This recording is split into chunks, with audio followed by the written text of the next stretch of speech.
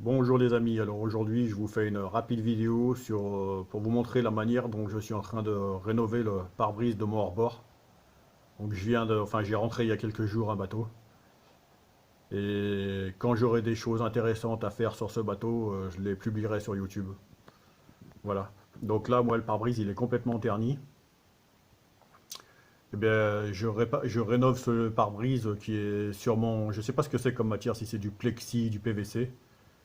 Mais j'utilise exactement la même méthode pour rénover les phares de mes voitures, de mes véhicules ternis, quand ils sont ternis de l'extérieur. Donc là, on a l'avantage, c'est qu'on peut accéder des deux côtés.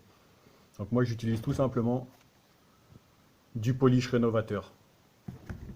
Avec du sopalin, je frotte pendant, on va dire, 5 minutes sur des petites surfaces, intérieures et extérieures.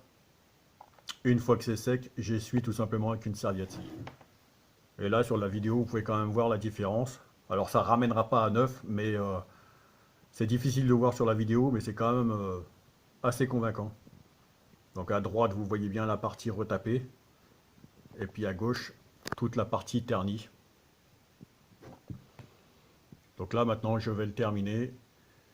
La prochaine vidéo concernant ce bateau sera certainement sur l'adjonction d'une batterie sur le moteur hors-bord. Donc j'ai des câbles, mais j'ai pas de régulateur, rien du tout. Donc je ferai une vidéo là-dessus.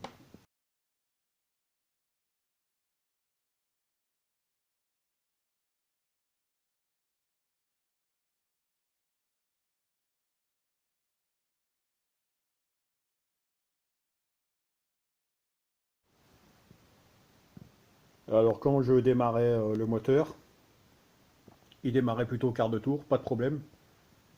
Par contre, il fumait beaucoup, beaucoup de fumée blanche. Et puis aussi, dans l'eau, j'avais beaucoup d'huile. Alors normalement, quand on achète un moteur comme ça, on le révise avant de le mettre en route. Moi, en général, selon l'état du moteur, j'essaye de le mettre en route et je révise après. Donc pour pallier et régler ce problème, j'ai tout simplement démonté le carbu, qu'on peut voir là. Carburateur, donc c'est un moteur 2 cylindres, hein. Carburateur et puis à l'intérieur, beaucoup de verre de gris sur les parties en cuivre. Donc j'ai tout nettoyé à l'acide, enfin au citron du moins.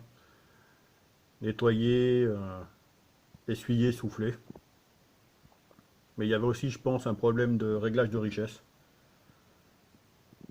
Donc j'ai tout remonté proprement. J'ai réglé la richesse un peu comme à l'origine, hein, c'est-à-dire un tour desserré, un tour, un quart, un tour, un demi. Et a priori, j'ai beaucoup moins de fumée. Et j'ai plus de problème d'huile dans la poubelle. La dernière fois, j'en avais vraiment beaucoup. Pour le peu que je l'avais fait tourner, c'était énorme. Alors moi, comme j'essaye de pas polluer, je me suis débrouillé pour enlever l'huile. Alors là, la petite astuce, si vous avez ce problème-là, l'huile flotte, parce qu'elle est plus légère que l'eau. Vous prenez des feuilles de sopalin et vous les faites naviguer au-dessus de l'eau. Le sopalin va absorber l'huile, ou tout du moins l'huile va accrocher au sopalin. Donc évidemment, j'en ai bouffé quelques feuilles pour tout enlever, pour pouvoir relâcher, remettre l'eau, jeter l'eau. Mais au moins, j'ai pas balancé de l'eau remplie d'huile. Il en restait un petit peu, mais c'était pas énorme. Je reviendrai aussi vers vous quand j'aurai installé mon circuit de charge. Alors sur ce moteur-là, comme vous pouvez le voir là,